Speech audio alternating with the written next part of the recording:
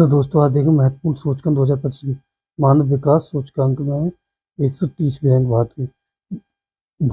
वैश्विक भूख सूचकांक में 102वीं रैंक और वैश्विक वन संसाधन मूल्यांकन में 9वीं रैंक।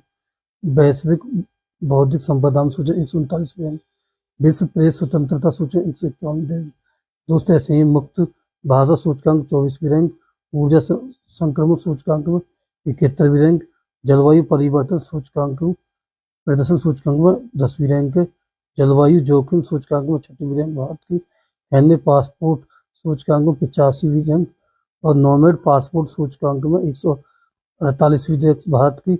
ग्लोबल इनोवेशन सूचकांक में 38वीं रैंक भारत की। आर्टिफिशियल इंटेलिजेंस AICT सूचकांक भारत की 26वीं रैंक। यात्रा और पर्यटक विकास सूचकांक में 39वीं रैंक भारत की। थैंक यू दोस्तों।